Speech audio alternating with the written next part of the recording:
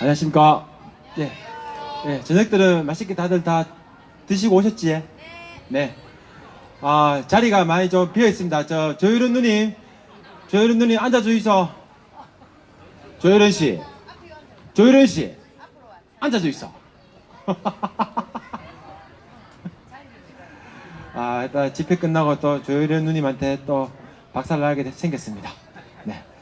아, 날씨가 많이 좀 어떻습니까? 오늘 하루 종일 날씨 좀 흐리기도 하고 그래가지고 꿉꿉하게 덥기도 덥고 뭐 좀 지나갔었는데 지금은 약간 좀 선선하긴 선선합니다만은 곧 이 또 7월달 8월달 되고 나면 또 선풍기 딱 깔아가지고 또 선풍기 바람 앞에서 또 집회를 해야 된다 생각하니까 몇 년째입니까 그게 원래. 그러면 고마했으면 좋겠는데 고마하지는 못할 것 같고 이제 7월 13일이 며칠 남았지요? 오늘 며칠입니까? 6월 21일? 2일입니까? 6월 22일이면 진짜 며칠 안 남았네요. 벌써 2년이 다 돼갑니다. 아유. 자, 사드 배치철의 성주 촛불문화제 570회차를 시작하도록 하겠습니다. 모두 큰 함성과 함께 자리에서 일어나 주십시오. 하나, 둘, 셋! 와! 네. 뭐 다시 하기도 좀 뭐합니다. 예. 다음엔 좀 잘 맞춰 주십시오. 저 차 삑삑거리는데 저 노 회장님 차 아닌가 모르겠습니다. 예. 이제 차가 닥쳤습니다. 예. 차 닥쳐라. 예. 자, 먼저 이 땅의 자유와 평화를 위해 희생하신 분들을 잠시나마 기억하는 시간을 갖도록 하겠습니다. 일동 묵념.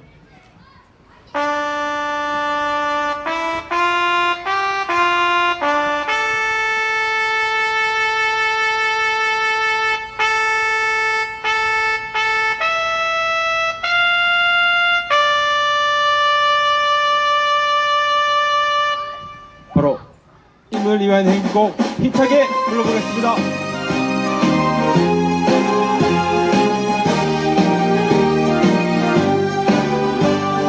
사드 가고 평화오라! 사드 가고 평화오라! 사랑도 명예도 이름도 남김없이 한평생 나가자던 뜨거운 맹세 동지는 간대없고 깃발만 나부겨 새날이 올 때까지 흔들리지 말자. 세월은 흘러가도 상처는 안다. 깨어나서 외치는 뜨거운 함성. 앞서서 나가니 산자야 따르라. 앞서서 나가니 산자야 따르라. 사드 대신 남북대화! 사드 대신 평화협정! 사드 가고 평화오라! 사드 가고 평화오라! 사드 가고 평화오라! 예, 모두 앉아 주십시오. 예. 사드 대신 남북 대화가 시작됐지요. 예, 그리고 평화협정도 곧 체결될 겁니다. 뭐 정전협정도 7월 27일 날 뭐 그때 정전협정을 갖다가 체결한다고 얘기도 하는데 이제 그때 2016년 7월 12일 날 언론에서 인구가 적다는 이유로 북한의 핵미사일을 방어한다는 목적으로 배치된 사드 점점 뭐 여러 언론을 통해서 미국의 고위 관계자들의 입을 통해서 사드가 이제 곧 빠질 것이다 라는 기사들이 막 쏟아져 나오고 있습니다. 우리가 승리할 날도 며칠 남지 않았다.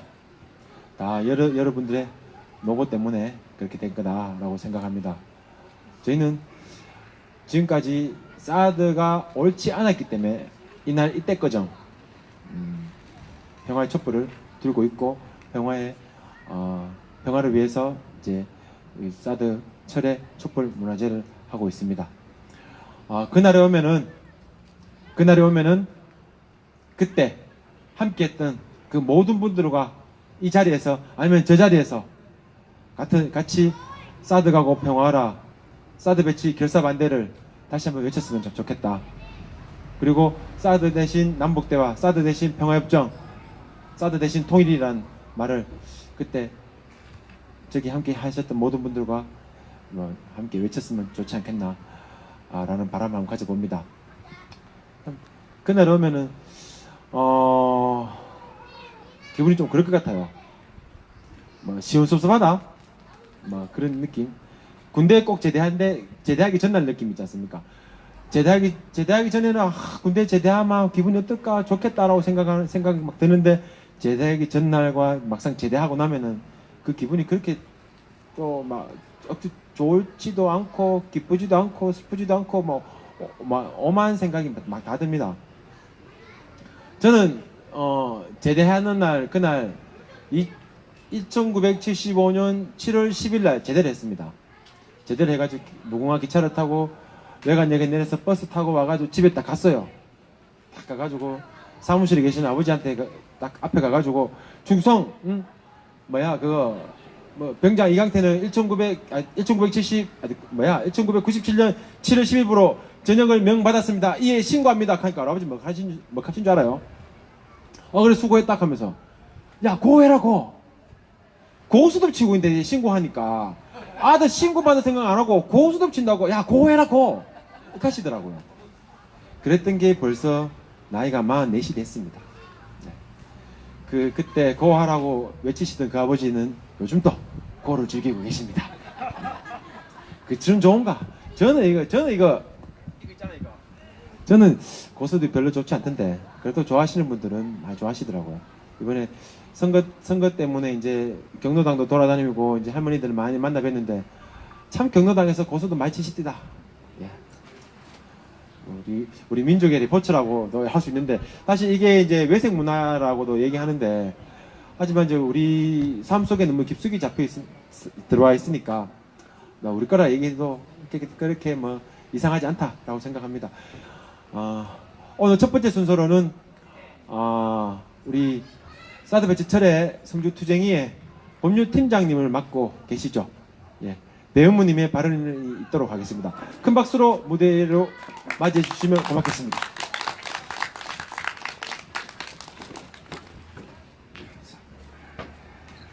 안녕하십니까. 저녁 만나게 되셨습니까? 제가 저번 집회 때 할 얘기가 있다고 발언 신청을 했는데 그때는 시간이 안 돼서 말을 못했습니다. 3일이 지나다 보니까는 뭔 말을 하려 했는지 한 80%는 벌써 다 까먹었습니다. 그렇기 때문에 두서는 없지만 잠깐 말씀드리겠습니다. 저는 제가 생각했던 거는 용기입니다. 용기.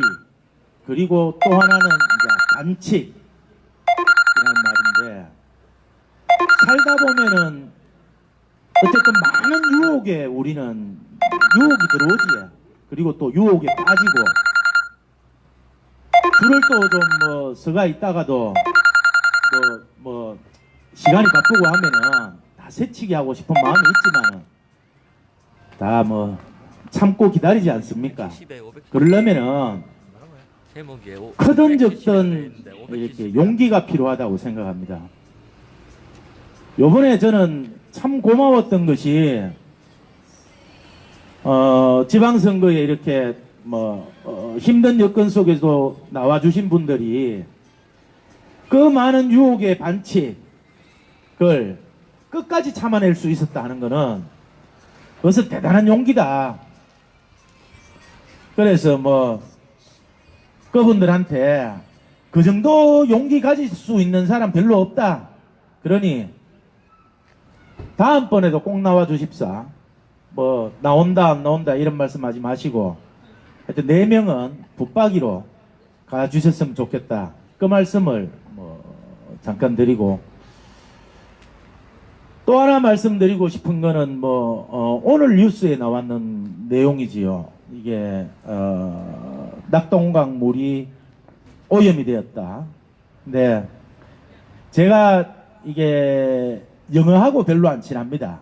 그래서 뭐 이런저런 용어들이 많던데 그 영어를 저는 뭐 기억하고 있지 않기 때문에 그냥 그놈이라고 하겠습니다.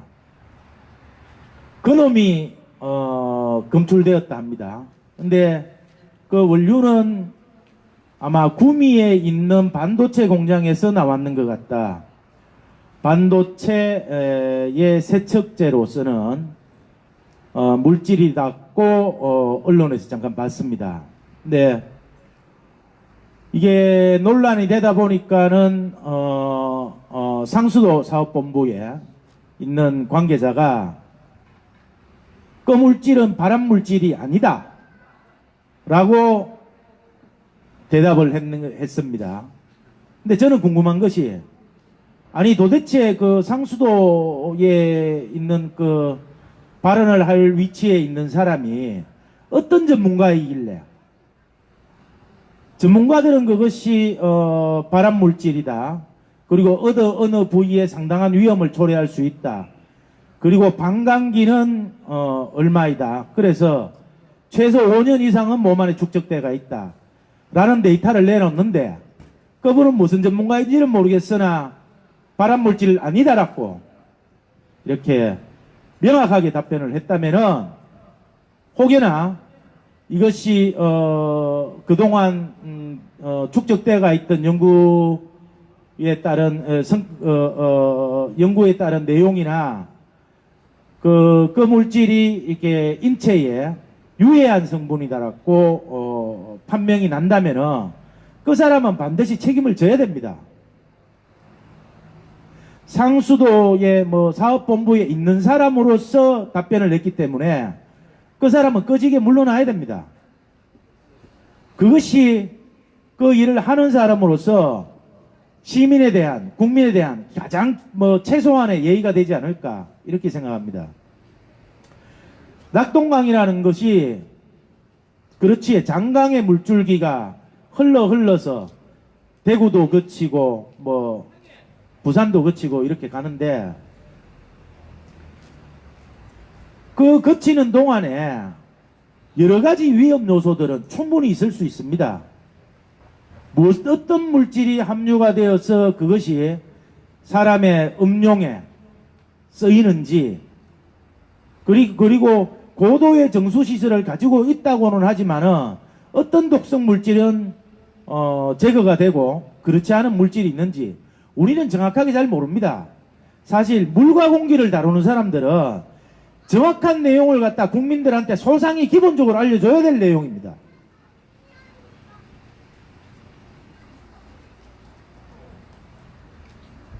최근 들어서 성주의 수도 요금이 몇 단계에 걸쳐서 굉장히 좀 많이 올랐습니다. 그 이유가 저번에 성주군청에서 각 가정에 이렇게 홍보를 했듯이 대구 달성보물을 땡기기 위해서 수도공사를 많이 했습니다. 그 비용이 많이 들었기 때문에 수도요금을 할 수 없이 올릴 수밖에 없다. 그래서 많이 올랐는데요. 감옥에 들어가 있는 MB란 놈은 4대강 등등에서 자연을 파괴했고, 그 파괴한 자연의 역습으로 우리가 아주 소중한 물을 공해물질이 되게끔 이렇게 만들어져가 있습니다. 지금 그 물을 땡겨가 오는데 또 우리의 피 같은 세금을 투여를 아주 많이 했다 합니다. 그리고 그 오염된 물을 사용하기 때문에 뭐 요즘 들어서 수도세를 더 내라 하는 건지 이게 뭐 하는 짓거리인지를 모르겠습니다. 물이 오염되리라고는 불을 보도 뻔한 사실이었고 그거를 공사하는 사람은 도대체 무슨 생각으로 공사를 하고 그 물을 국민들한테 제공한다. 오늘 성주 군수에 이임식이 있었다고 뭐 얘기를 들었는데 저는 이렇게 생각합니다. 어디 도망가지 마라. 도망가지 말고 너는 꼭 성주에 살면서 여러 가지 잘못된 점이 있다면은 거기에 대한 책임을 충분히 져라. 절대 다른 동네 도망가지 마라. 두 눈 뜨고 우리 다 같이 전 성주 군수의 움직임을 다 지켜봐야 될 것입니다. 그리고 어쨌든 우리는 낙동강 물을 사용하고 있습니다. 그렇다면은 정확한 정보를 우리 성주 군민께 다 제시를 해야 될 겁니다. 그리고 정확한 정보를 성주 군민께 다 알려야 될 것입니다. 그리고 대책 마련 또한 성주 군민들에게 소상히 보고하고 그걸 실천해야 될 것입니다. 성주의 자연 다 우리가 지켜갈 것입니다. 고맙습니다.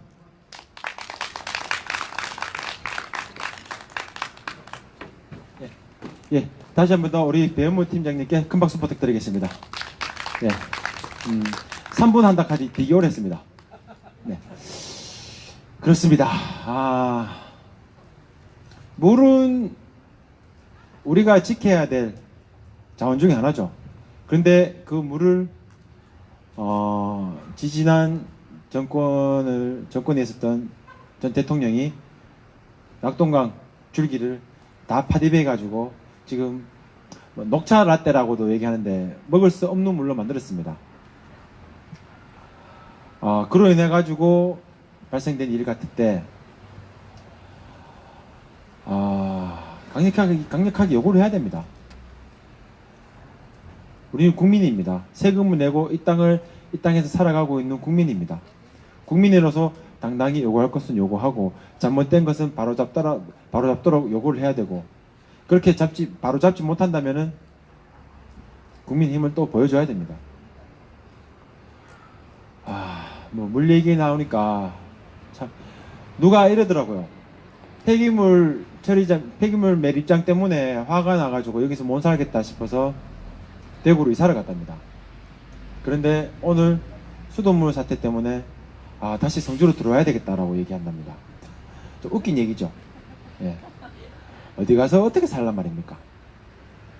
정말 우리는 정말 쾌적한 공간에서 정말 깨끗한 자연 속에서 살고 싶은 마음들을 갖고 있습니다. 누가 더러운 데서 살고 싶겠습니까? 뭐 TV에는 이런 광고들이 많이 나옵니다. 공기청정기, 깨끗한 물을 정수해주는 거 이런 거. 과거에는 그런 것 자체가 필요 없었습니다. 그런 것들이 나오는 이유가 그만큼 물이 더러워지고 공기가 더러워졌다는 얘기입니다. 그런 것들이 더 이상 TV 광고로 그런 걸 살아라고 꼬시는 일이 없는 세상이 됐으면 참 좋지 않겠나 라고 생각 한번 해봅니다. 우리 아이들한테는 적어도 내조면 할 때는 돈 주고 물을 안 사 먹었습니다. 내조면 할 때는 공기청정기 없었습니다. 근데 우리 아이들은 정수기 없는 데 가서는 절대 물을 안 마셔야 되고 공기청정기 없는 곳에서는 숨을 쉬면 안 된다라는 생각을 가지지 않겠으면 참 좋겠다라는 생각을 다시 한번 해봅니다. 자, 두 번째 순서로는 우리 도안영님 계십니까? 예.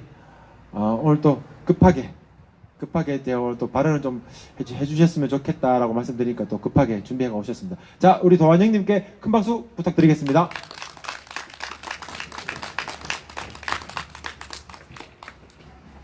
안녕하십니까. 선거 이후에 제가 딱히 준비를 안 하고 멍하니 있었는데 갑자기 뭘 하라 그래갖고 뭘 할까 생각을 하다가 하나는 수돗물 이야기 하려고 그랬는데 앞에 나오신 분이 먼저 손 쳤고 남은 거는 뉴스에서 많이 보셨겠지만 뭐 그래도 또 생각나는 게 이거밖에 없어서 이걸 하려고 합니다. 지금 남북관계 그리고 사드 지금 남북 관계는 뭐 지난번 4.27 회담 그리고 그 이후에 번개라 그러죠. 번개 회담. 번개치들 뭐 젊은 사람들끼리 야, 번개다 빨리 나온나 그러면은 자다 나와서 만나는 그것처럼 마치 번개 만나듯이 한 정상회담, 번개 정상회담을 했고 그래서 남북 관계는 그 정도인데 실제적으로 사드는 다 아시다시피 미국과 북한과의 문제입니다. 왜냐하면은 갖다 놓을 때 북한이 쏘는 탄도미사일을 방어하기 위해서 한국에 사드가 필요하다 이러면서 갖다 놨죠. 그래서 그걸 명분으로 아무리 물어도 중국 때문이나 러시아 때문이라고 죽어도 얘기 안 하고 무조건 북한 탄도미사일 그거 막다고 한국에 사드 갖다 놨다 이렇게 얘기를 했습니다. 그러니까 북미 관계, 북한 탄도미사일 상황이 어떻게 되는가 이것만 알면은 뭐 사드는 그 관계에서 처리되지 않을까 명문적으로는 실리적으로는 또 다른 면이 있지만 명문적으로는 그렇습니다. 지난번 6월 13일 싱가포르 회담에서 김정은하고 트럼프하고 만나서 그런 둘이 뭉실하게 얘기를 했지만은 실제적으로는 서로 상호간에 뭐 우호적인 관계를 만들어 나간다라는 둘이 뭉실하게 얘기를 했지만 아마도 이면 합의가 있을 거라 이런 이야기들이 많습니다. 그런 증거들 중에 하나가 북한이 스스로 발표하지 않는데 싱가포르 정상회담 하러 오기 전에 탄도미사일 엔진 시험장을 폭파하고 그걸 정상회담 이후에 트럼프가 그것 때문에 했다라고 얘기를 했고 또 어젠가 또 네 곳인가에 탄도미사일 관련 시설을 폭발을 했는데 그것을 트럼프가 네 곳을 폭파했다라고 또 확인을 해줬습니다. 그런 식으로 북한의 사실은 이거는 조금 이야기 흐름상 좀 벗어난 이야기인데 미국이 북한에 신경 쓴 거는 북한의 미사일 핵무기가 신경 쓰인 게 아니고 북한의 탄도미사일이 하와이 근처까지 광까지 날라왔기 때문입니다.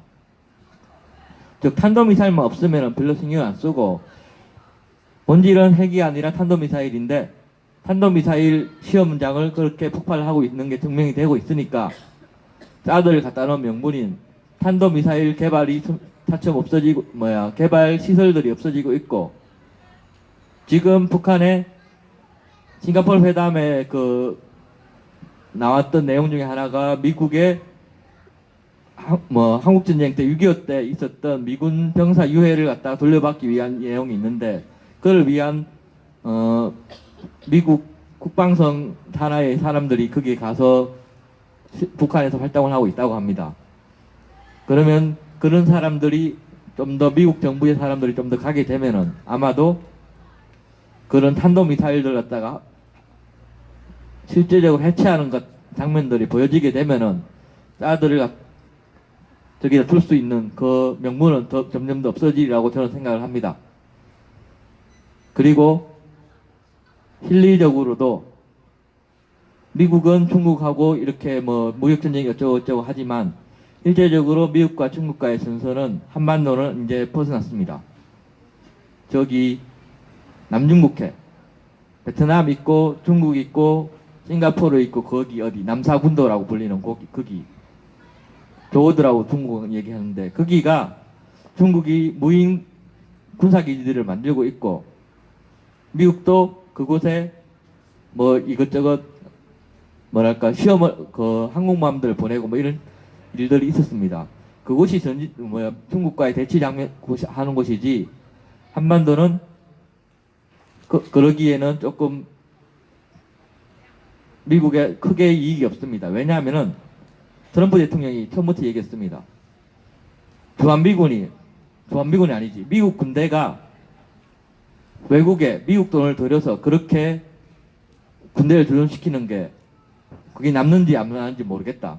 특히 근래 트럼프가 그런 얘기했지만은 전략무기 사드 같은 거 갖다 놓는데 미국 돈 갖다 놓는 게 그게 돈 아까워 죽겠다. 그걸로 미국 복귀하고 미국에 부담하면 돈이 남는데 왜 보내는지 이해를 못하겠다. 이런 얘기들을 계속했습니다.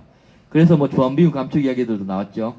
그거는 뭐 차후의 문제고, 어쨌건 주한미군 한국에 있는 걸 감축시키고 여러 곳에 주한미군 미국군을 갖다가 두는 게 합리적이지 않다라고 트럼프는 판단을 하고 있기 때문에, 그러면 여러 곳에 이제 갈등을 일으킬 수 있는 뭐랄까 전쟁의 요소 같은 걸 두는 게 효율이 없습니다. 트럼프의 정책도 맞지 않고요. 그렇기 때문에 남중국해에 두면은 한국엔 딱히 필요 없다. 그렇기 때문에 실리적으로도 사드는 크게 매력적이지 않습니다. 그런 면에서 사드는 거의 다 빠지게 되었고, 또 우리나라 경제가 지금 외교적으로는 정부가 잘하고 있지만 하반기 경제 전망이, 국제 정세상 전망이 그렇게 좋지는 않습니다. 그걸 탈출하려면 남은 것 반드시 남북 경협이 되어야 하고, 트럼프 후원자도 북한에 들어가고 싶어 합니다. 우리도 마찬가지입니다. 우리와 미국, 트럼프, 그리고 중국도 모두 다, 사실 북한도 그런 얘기 했죠. 천리마가 아니라 만리마로 정신으로 달려야 된다고. 관련되어 있는 나라들이 모두 굉장히 급합니다. 이 하반기 안에 뭔가 해내지 못하면 굉장히 위험해지고, 잘 아시다시피 트럼프는 11달 이전에 승부를 내야 됩니다. 내용 중에 유력한 가설 중에 하나가 11월 이전에 우리나라 문재인 대통령과 북한의 김정은이 미국의 뉴욕에 초청을 받아서 유엔 총회에 공동 입장을 하면서 거기서 모든 제재가 해결되는 그런 장면들이 연출될 수도 있다고 합니다. 그것도 11월 이전이죠. 그러니까 11월 중간선거 이전에 그런 여러 가지 일들이 생겨나고, 사드는 11월 이전에 해결되리라고 생각을 합니다. 마침 신임 주한 미국 대사가 거기에 대해서 확인을 해줬습니다. 사드는 북핵 방어용이기 때문에 딱히 필요가 없다라고 생각을 한다. 그러니까 여러분은 사드는 이미 빠졌다. 11월 이전에 적어도 빠져나가는 계획은 나온다. 라고 생각을 하시면 되리라고 생각을 합니다. 이상입니다. 네, 다시 한번 네, 우리 관조 도안님께 큰 박수 부탁드리겠습니다. 네.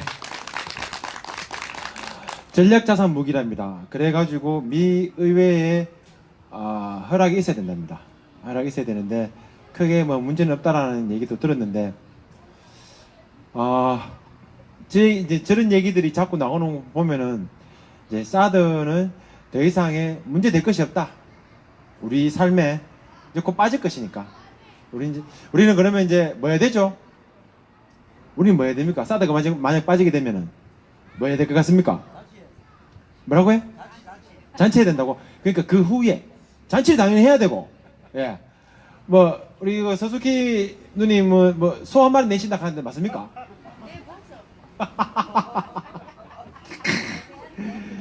그때는 또 다른 지역의 문제, 그러면 또 우리 대한민국 문제에 대해서 또 우리 또 서로 고민도 하고, 또 그 문제 해결을 위해서 또 우리 힘을 갖다가 또 만들어서 또 보여줘야 되고, 얘기해야 되고, 또 보여줘야 된다라고 생각 한번 해봅니다. 사드 빠지고 나면 뭐 하지라고 즐거운 고민을 지금 해본들 무슨 소용이 있겠습니까? 우리는 지금이 중요합니다. 네. 자, 다음 순서는 우리 오랜만에 무대에 올라오십니다. 요즘 참 바쁘시죠? 제가 선거 있기 전에 이제 집에 놀러 가봤습니다. 놀러 가니까 집 하나 덩그러니 있고 창검 하나 덩그러니 있던데, 오늘 하늘에서 찍은 사진을 보니까 무엇이 막 희한해요. 집이 막 이상하게 막 해가지고 무슨 뭐 농장도 생겨 있고 뭐 둥그런 것도 만들어져 있고 이런데, 아무튼 지역을 위해서 또 막 여러 가지 성주를 알리는데 요즘 여러 가지 일들을 하시고 많이 하시는데, 바쁜 와중에도 오늘 제가 순서가 많이 없습니다. 발언 좀 부탁드립니다 라고 얘기하니까 선뜻 허락해 주셨습니다. 자, 월랑소녀 이수민 님입니다. 큰 박수 부탁드리겠습니다.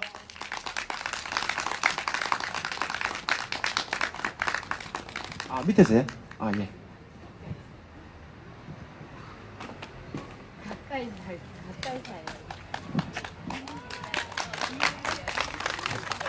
반갑습니다. 아까 사회자랑 도안영 씨가 말씀을 하신 것처럼 해리스라는 주한 미국 대사 내정자가 사드는 북핵의 위협 때문에 배치가 된 거니까 북핵 위협이 없어지면 이거는 없어진다 라는 발언을 14일 날 했더라고요. 근데 우리는 기사는 어제 났어요. 좀 숨겼다가 했는 건지 모르겠지만 사드는 이제 물러갈 것 같죠?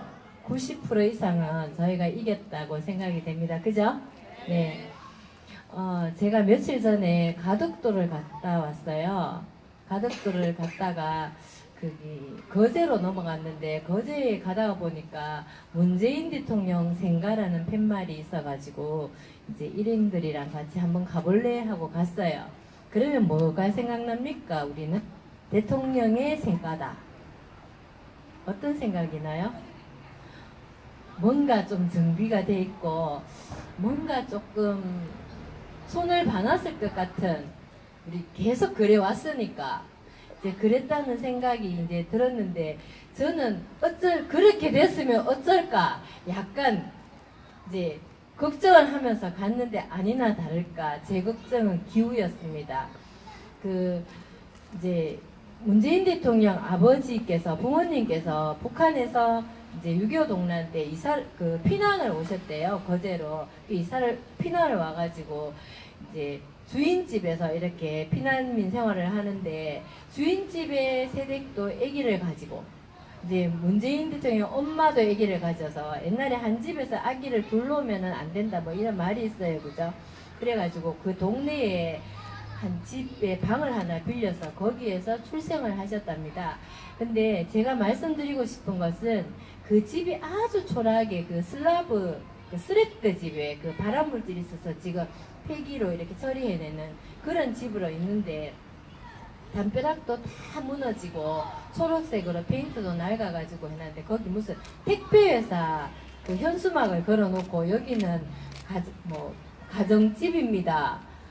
침범하지 마시오 이렇게 놓고 택배 전화번호를 적어놨어요. 근데 중요한 거는 뭐냐면, 그게 앞에서 어떤 할머니 한 분이 농산물을 팔고 계시는데 제가 살짝 물어봤어요. 물어봤더니 여기는 추생지고 생가는 저 옆에 따로 있다.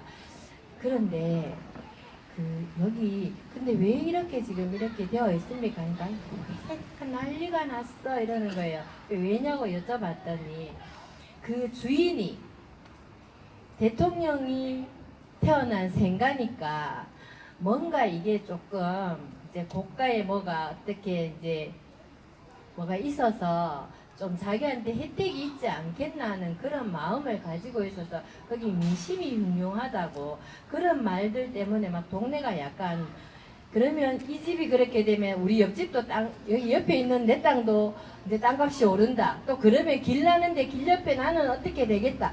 막 이렇게 되면서 그 동네가 진짜 김치국부터 먼저 만친다고 민심이 약간 흉흉하대요. 저는 그 소리를 들으면서 제가 그 할머니한테, 할머니 여태까지 우리나라 대통령이 그런 식으로 이제 대통령 됐다고 권력 잡았다고 자기 생각 역사까지도 왜곡해가 자기 아버지 뭐도 우쩌우쩌하고 어쩌어쩌 해가지고 없는 얘기도 끄집어내고 이래가지고 그렇게 해놨는데 지금 다 감옥 갔잖아요. 이 대통령은 아마 안 그러지 싶은데 그거 깨꿈일 거예요. 깨몽일 거예요. 제가 이렇게 얘기를 하니까, 아이고 전에 어떤 높은 사람이라고 와가지고 그 사람도 그래 이야기를 하던데 그게 맞지? 이러는 거예요. 진짜입니다. 그런 소리 그거 진짜 거짓말이지 진짜 아닐 거예요. 제가 이렇게 얘기를 하고는 왔는데 속으로 제가 참 많이 반성을 했는 게요. 저도 그런 자리에, 제가 그런 자리에 안 있어서 그렇지만, 만약에 제가 그 땅의 소유주라면 어쩌면 그런 껄끄러운 욕심을 한번 내보고 하지 않았을까. 그게 바로 거지근성, 노예근성이 아닐까 하는 생각을 하면서 제가 자신을 한번 돌아봤어요. 그래서 오늘 이강태 사회자님이 저한테 발언 한마디를 해주셨으면 해서 제가 이 말씀을 여러분과 같이 한번 얘기를 한번 해보고 집에 가셔서도 이런 부분에 대해서 우리가 한번 생각을 해보는 기회가 있었으면 참 좋겠다. 옛날에 여기 앞에 계시는 박영욱 선생님께서 우리가 인지하지 못하면서 하는 갑질에 대해서 한번 말씀을 하셨었거든요. 그러니까 내가 조금만 위에 있으면 위에 있다는 생각조차도 않으면서 나는 갑질을 하는 경우가 참 많을 수도 있더라고요. 근데 그 부분에 대해서 생각을 하면서 제가 이 부분을 한번 살짝 생각을 해봤기 때문에 한번 말씀을 드려봤습니다. 네, 고맙습니다. 자, 다시 한 번 더 우리 이수민 누님께 큰 박수 부탁드리겠습니다.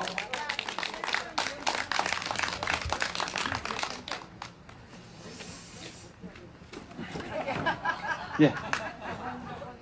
와예. 아, 그렇지요. 예. 대통령 생각하면 보통 보면 저기 또 돈을 들여가지고 막 이렇게 고치고 저렇게 고쳐가 삐까뻔쩍하게 해가지고 옛날 여기 이곳은 대통령께서 공부하시던 곳이고 여기는 대통령께서 벗어던 곳이고 여기 뭐 화장실이고 여기 뭐시 창고였고 뭐 호미도 막 구해 나가 있고 이래 해놓습니다. 사실 보면 해놓는데 그대로 놨다는 것은 생각은 무슨 의미가 있겠느냐. 지금 현재 당신들의 삶이 중요하고 이 나라가 중요한 거지. 지나간 내 발자취가 뭐가 중요하느냐. 어차피 그런 것들 다 기록이 남아 있는 거고. 예. 눈에 보이지 않는 것들 또 눈에 보이는 것들 물론 의미가 있다 그러면 다 보존하겠지만 그런 것들이 살았던 곳이 뭐가 의미 있겠습니까? 그런 것 같으면은 역대 대통령 임금들 뭐 궁궐 이런 거 다 난간하야죠. 근데 뭐 다부사포가 없는 데도 많고 뭐 신라 시대 때 뭐 선덕여왕이 어디 사는지 혹시 아십니까? 아는 분 아무도 안 계십니다. 그렇죠? 정말 의미가 그렇게 없는 것에 돈을 쓰지 않고 정말 실리적으로 정말 현실적으로 정말 효율성 있게 정말 눈높이를 많이 낮췄다라는 거, 국민들의 눈높이를 많이 낮췄다라는 거, 그건 참 칭찬받아 마땅한 것이고, 한때 성주 군수 후보로 출마했었던 적이 있었던 저의 생각은 저쪽에 있습니다. 언제든지 오시면은 제가 커피 한 잔 뽑아드립니다. 네. 다시 한번 말씀드리는데 한때 성주 군수 후보로 출마했었던 적이 있었던 이강태의 생가는 저쪽 너머에 아세아 농기계에 있습니다. 예. 오시면은 언제든지 저를 만나실 수가 있고 농기계가 필요하신 분들은 언제든지 저한테 와서 상담 받으시면 절대 어디 가서 눈탱이는 맞지 않는다. 예. 말씀드리겠습니다. 예. 다음 순서는 우리 지난 6.13 지방선거 때 나선거구에 출마하셨던 적이 있었던 분이 있죠. 예. 김상화 전 군의원 후보님께서 짧게 발언을 한번 하고 싶답니다. 그래서 무대 위로 모시겠습니다. 큰 박수 부탁드리겠습니다. 생각 어디에요, 근데? 제 생각은 대구에 있습니다. 네. 안녕하십니까. 네, 잘 계셨습니까? 네. 선거 끝나고 처음 뵙는 것 같습니다. 사실 선거 결과가 제 예상과는 너무 달라서 저도 많이 가슴이 아팠습니다. 특히 제가 이렇게 떨어졌다는 것보다는 이강태 군수 후보님도 생각했던 것만큼 이제 표가 안 나왔고 또 특히 늘 저희들의 이렇게 좀 소외되고 좀 피해봤던 그런 분들에 대해서 앞장서서 이렇게 사회도 보고 집회도 하고 그분들의 의견을 듣고 또 군에 가서 또 이렇게 얘기해 주시던 저 이재동 후보님이 낙선하셨다길래 진짜 저는 한 4일간 그것 때문에 좀 화도 나고 잠도 잘 안 오고 그게 깨어나는데 한 4일 정도 걸리더라고요. 그래서 지금은 좀 많이 나아졌고 선거는 이렇게 끝이 났지만 혹자는 이렇게 얘기를 합니다. 이제 선거가 끝이 나면 이제 포용과 이제 축하를 해야 되지만, 근데 그게 우리가 망각으로 이어져서는 안 된다. 아직까지 저희가 해결해야 될 문제는 그대로 남아 있고, 뭐 새로 이렇게 뭐 선출직들이 이제 당선이 되었지만, 그분들이 당선되었다고 해서 그 문제가 지금 해결된 상황이 아니기 때문에 저희는 그것을 잊어서는 안 될 거라고 생각을 합니다. 네, 그리고 이거는 일단은 뭐 저희가 당선자분들한테 제가 건의드리고 싶은 저희 농업인들에 대한 이야기입니다. 저는 사실 그 대학원 때 그 참외협력단에 있으면서 성주에 이제 참외 농사를 처음 경험하게 됐습니다. 근데 저는 그때 사실 겁이 났어요. 아, 이거 참외 농사 짓는 사람들이 이렇게 힘들게 생활하시는구나. 아, 잠도 못 자고 진짜 막 지금철에는 진짜 뭐 여유 시간이 너무 없으시더라고요. 그리고 늘 뜨거울 때 일하시고 낮에 겨우 쪽잠 주무시고 또 작업하러 가시고 대학원 다니면서 공부하는 입장에서도 그걸 보니까 저는 사실 이제 농업에 대한 꿈을 가지고 성주로 왔지만 도저히 저는 할 엄두가 안 나서 저는 사실 이제 서부 지역으로 귀농을 해서 상추를 하게 되었습니다. 근데 상추를 막상 하고 나니까 첫 해에 운이 좋게 그때 이명박 정권이 들어서면서 막 4대강 사업하면서 낙동강 유역에 있는 그런 하우스들이 철거가 되면서 다행히 채소 가격이 좋았어요. 그래서 저도 그때는 이만한 게 없구나. 도시의 월급 그 쟁이 생활보다는 훨씬 낫구나. 그래서 참 귀농에 가길 잘했다. 뭐 이렇게 이런 직장이 어딨냐. 그렇게 생각을 하고 뭐 그렇게 한 해 두 해 열심히 농사 지으면서 이제 정착을 하려고 했는데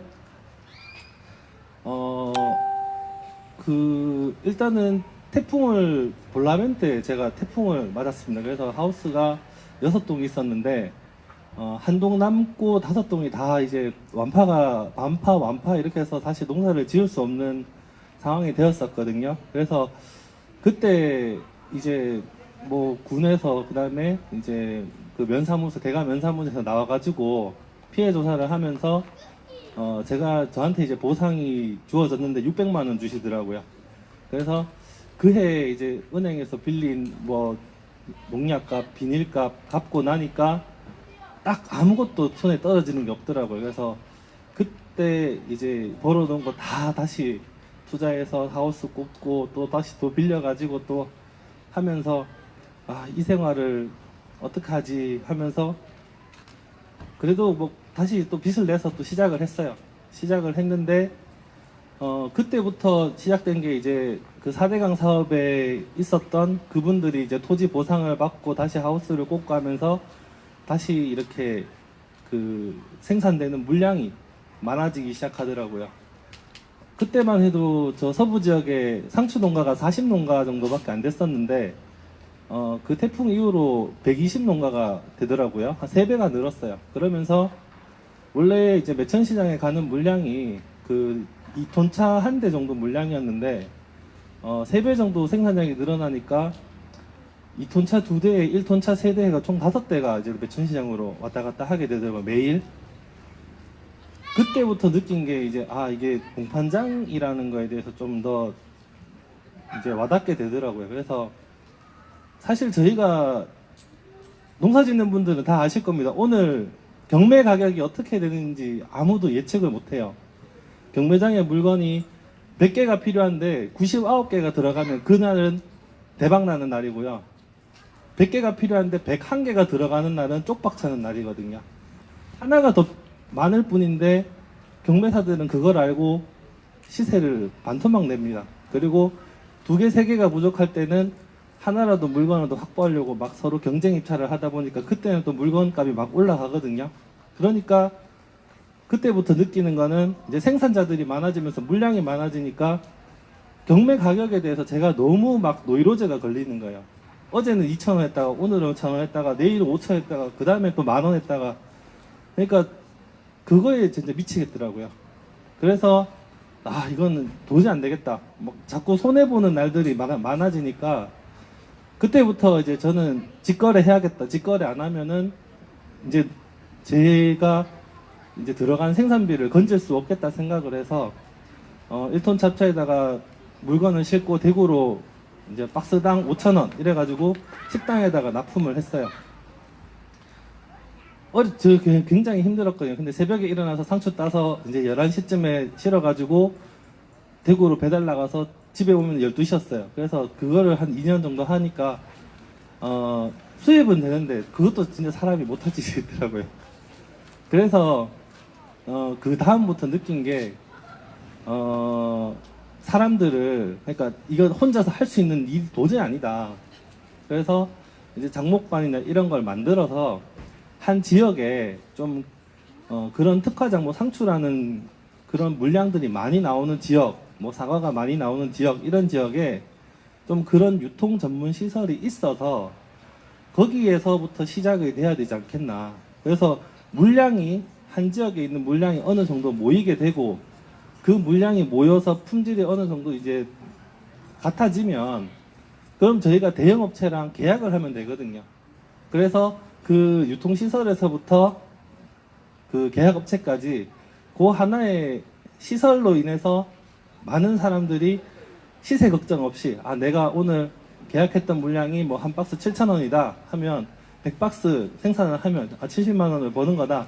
이렇게 자기가 얼마 벌지 알고 하기 때문에 생산비나 이런 거를 저희가 절감을 하고 조절을 하면 아 내가 얼마의 수익이 남는구나. 이런 농사 구조로 가야겠구나. 저는 그런 생각을 했거든요. 근데 지금 성주 서부 쪽에 있는 상추 농가들이 다 그런 생각을 하고 있어요. 근데 저도 그 같은 장목반을 하지만 조합장이나 여기 관이나 몇 번이나 건의를 해서 유통시설을 좀 만들어 달라. 근데 그거를 너무 그러니까 좀 안일하게 생각을 하시더라고요. 그리고 성주가 또 참외가 또 우선이다 보니까 상대적으로 좀 이렇게 상추라든지 뭐 사과라든지 오미자라든지 뭐 다른 작물들이 있지만 너무 좀 그러니까 그런 거에 대해서 좀 등한시하는 경향이 있더라고요. 그래서 꼭 이번에 당선되시는 분들은 이런 농민들이 사실 이 공판장에 자꾸 물건 보내는 거는 저희 주식하는 거나 도박하는 거나 같다고 생각을 해요. 얼마 받을지 몰라요. 지금 어제도 그 2kg짜리 상추 한 박스 뭐 2,000원 받았다고 이렇게 얘기를 하는데 그러면 농민이 손에 돌아가는 거는 하나도 없거든요. 오히려 인건비를 보태줘야 되는 상황이기 때문에 항상 그 저희 지역에서 사실 성주에서 그 저는 묻고 싶어요. 군청 사람들한테 묻고 싶어요. 성주에서 성장 동력이 뭐냐? 이제 성주 사람들 뭐 해 먹고 살아야 되냐 물어봤을 때 저분들 아마 답하실 수 있는 분이 아무도 없을 거예요. 산단이 저렇게 있지만 저 산단이 저희 성주의 성장 동력이라고 저는 생각 안 하거든요. 제가 볼 때 성주 군민의 절반은 농사 짓고 있는 분들인데 저는 농업이 성주의 성장 동력이라고 생각을 합니다. 그런데 정작 여기에 계신 분들은 농업을 신경 안 쓰시는 것 같아요. 그리고 너무 현실하고 덩 떨어진 그냥 보조 주면 되지, 지원해 주면 되지, 돈 몇 푼 창고 좀 지어주면 되지 이런 식으로 지원을 하다 보니까 그게 사실 저희 농민들한테는 실질적인 그런 생업에 큰 도움이 안 될 것 같아요. 그래서 그런 작물별로 좀 그런 유통할 수 있는 그런 시설 요거는 꼭 좀 부탁드리고 싶습니다. 네, 오늘 이렇게 마치겠습니다.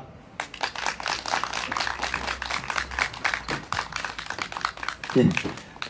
다시 한번 생가가 대구인 김상아 전 군의원 후보님께 큰 박수 부탁드리겠습니다. 예, 유통마진 많이 들어보셨죠? 예, 그 유통마진으로 인해서 유통업자들은 배가 부르고 그를 통해서 실질적으로 최종 그 생산자한테 들어갈 비용들이 유통마진 이제 유통업자들한테 들어간다. 생산자가 적게 가져간다. 이런 구조적인 문제 때문에 농업이 힘들어지는 게 아닐까라고 생각을 한번 해봅니다. 사실 행정에서 할 수 있는 일이 참 많다고 생각합니다. 물론 저희가 뭐 잘 몰라서 뭐 그럴 수도 있겠습니다만은 행정이 존재하는 이유는 지역 주민들의 삶을 위한 게 가장 우선이라고 생각합니다. 지난 선거 때 토론회를 거치면서 이런 얘기가 잠시 나왔었는데 산업단지가 들어옴으로 인해서 세수가 얼마 늘었냐라는 질문을 던졌을 때 그걸 답할 수 있는 후보들이 아무도 없었습니다. 그리고 현재 행정에서도 그 질문에 대답해 주실 분이 없다고 알고 있습니다. 성주는 기본적으로 농업도시입니다.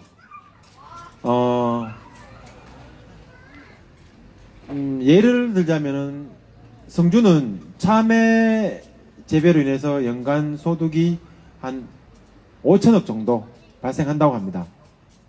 그런데 그거 말고라도 농축산물, 축산물부터 시작해가지고 그걸 다 포함하면은 9천억이 넘는다고 합니다. 1조가 채 안 된다고 얘기합니다.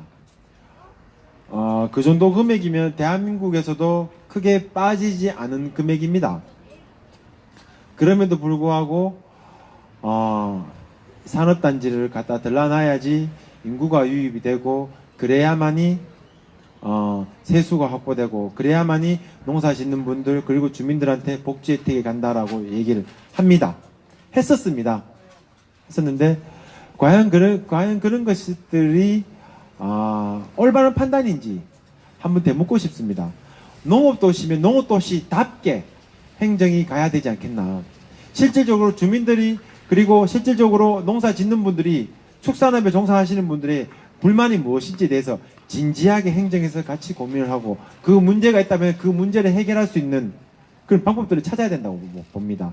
모든 문제는 주민들의 삶 속에 있고 그리고 모든 문제 해결은 주민들의 삶 속에서부터 시작해야 된다고 알고 있습니다. 늦지 않았습니다. 이 정도면 괜찮다고 생각하시면 늦었습니다. 하지만 이제부터 시작해볼까라고 생각하면 늦지 않았습니다. 지금부터라도 정말 성주를 위한 것이 무엇인지 내 지역의 삶을 위한 것이 무엇인지에 대해서 정말 행정과 주민들이 서로 머리를 맞대가지고 고민을 해봐야 된다는 생각을 한번 해봅니다. 지금이 딱 적기라고 판단합니다. 네. 자, 오늘 마지막 순서입니다.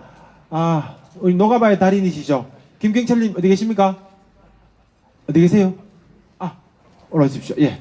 큰 박수로 맞이해 주시면 고맙겠습니다. 반갑습니다. 네, 누님 오래간만에 뵙습니다. 오늘 노가바 안 하고 그냥 부르락 하다가 아무래도 사드 반대 집회이기 때문에 이 마지막 노가바를 제가 이거 지었는 게 이제 마지막인데 이것도 더 이상 할 게 없습니다. 이제. 이건 너무 잘 풀리니까 더 이상 이제 제가 할 게 없습니다. 그래서 이게 아무래도 이게 마지막 곡 같습니다. 이게 노바가면 한번 들려드리겠습니다. 이 곡이 좀 쳐지는 곡입니다. 신나는 곡이 아니고 한번 들어주십시오. 대출이 필요한 당신을 위해 바로바로로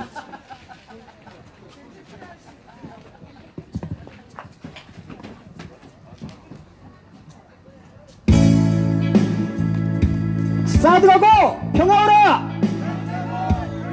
사드 뽑고 평화 십자!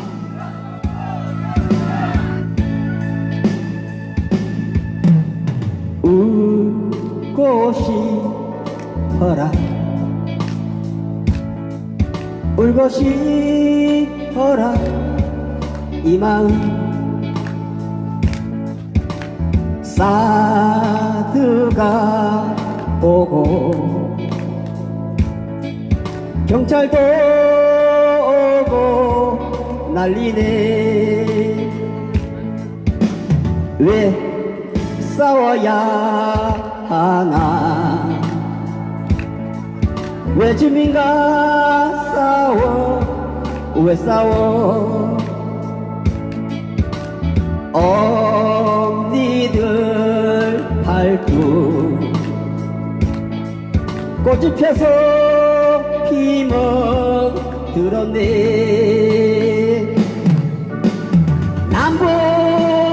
남북회담 봄기운 평화 봄바람 소선리는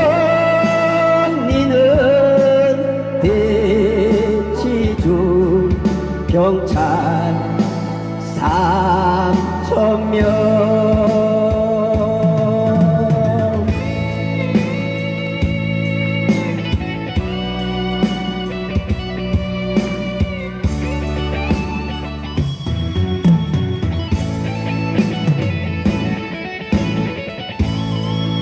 거짓말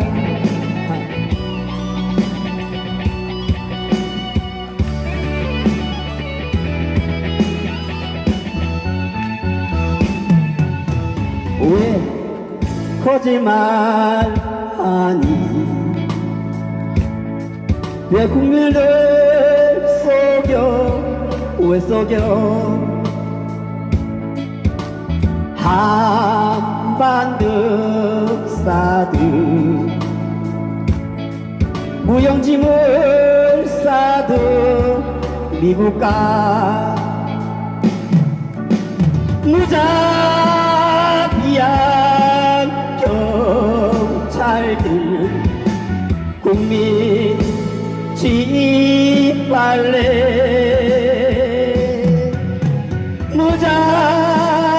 무자비한 경찰들 국민 짓밟래 철거해라 사드를 쓸데없잖아 철거해라 사드를 쓸데없잖아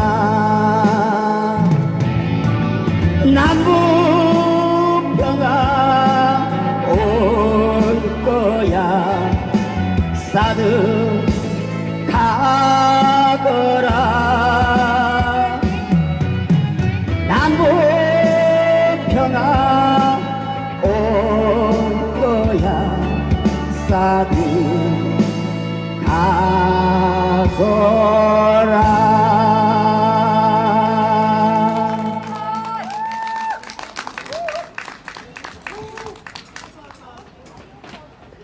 네, 곧 있으면 사드가 가겠습니다.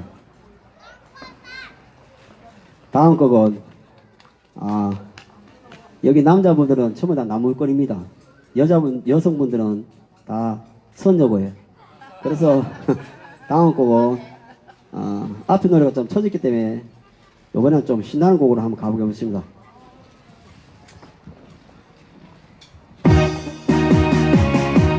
예! 호이!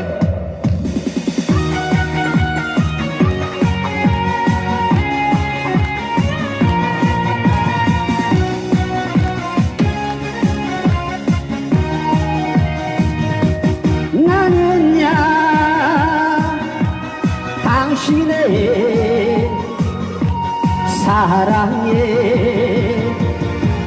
나무꾼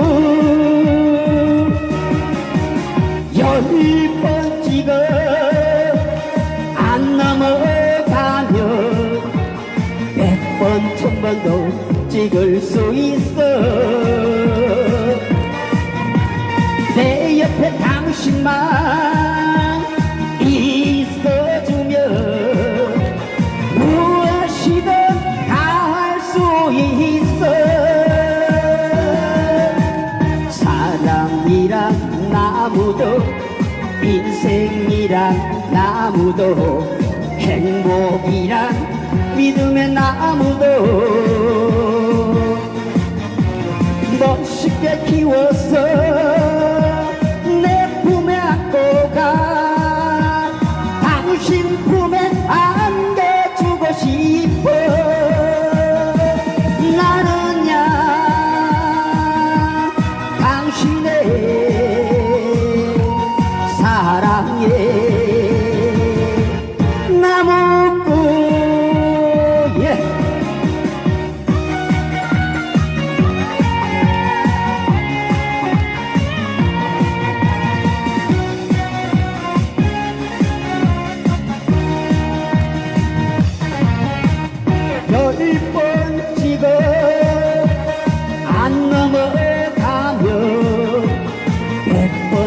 번도 찍을 수 있어.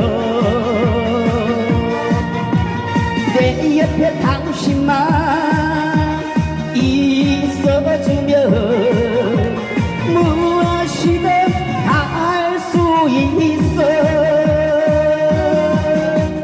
사랑이란 나무도 인생이란 나무도 행복이란 믿음의 나무도 멋있게 키워서 내 품에 안고 가. 당신 품에 안겨주고 싶어. 나는야 당신의 사랑에 나무꾼. 나는야 당신의 사랑에 나무꾼.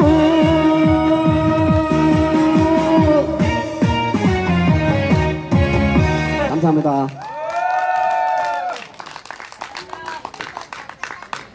생전 처음 듣는 예, 생전 처음 듣는 노래입니다. 예, 다시 한번 더 우리 노가바의 달인 김경철님께 큰 박수 부탁드리겠습니다.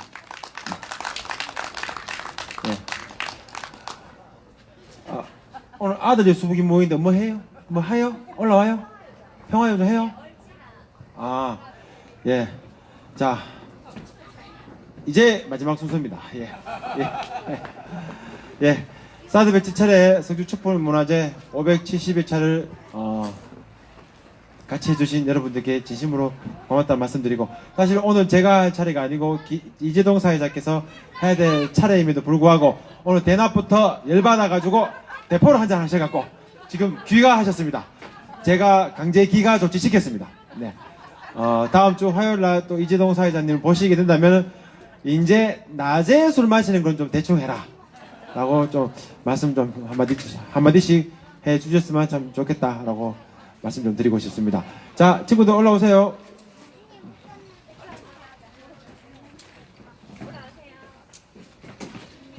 예.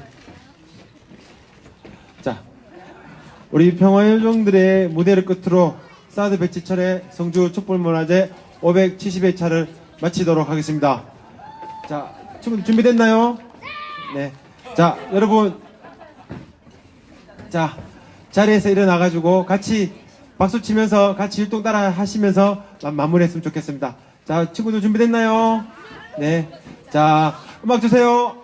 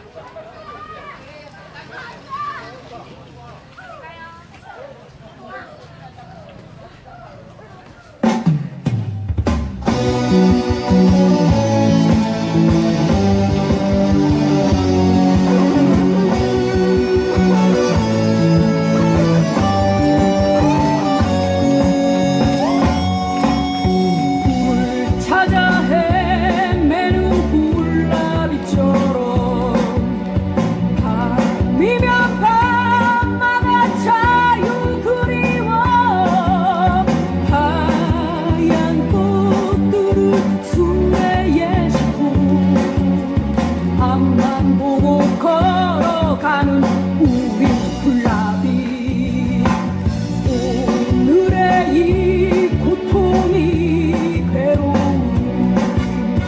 한숨 섞인 미소로 지워버리고 하늘만 바라보는 해바라기처럼 앞만 보고 걸어가는 우리 굴라비 오 자유야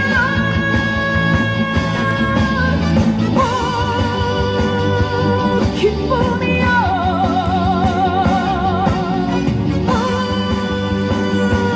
감동이여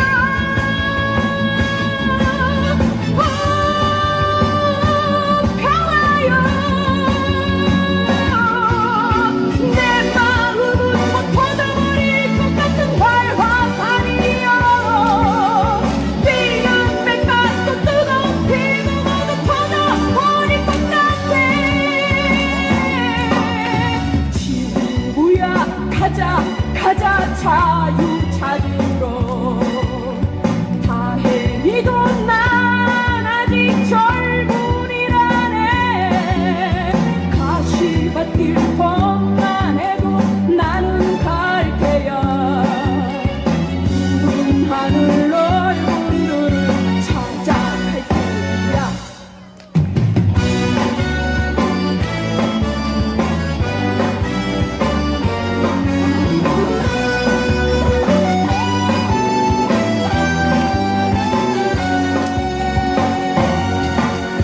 오 자유야 오 기쁨이여 오 평등이여 오 평화여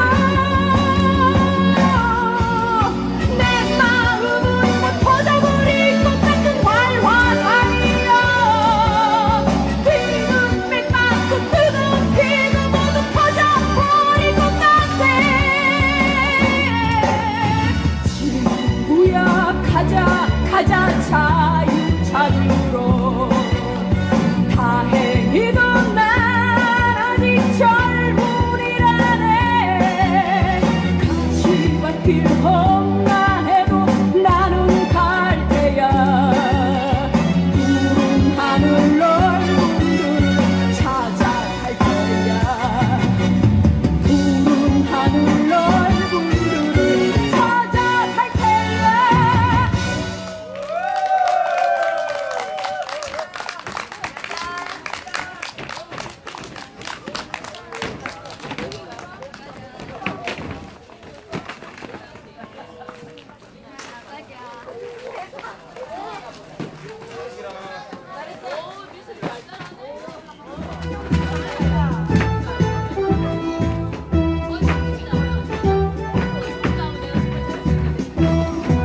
자, 사드 배치차례 성주 촛불문화제 572차를 마치도록 하겠습니다.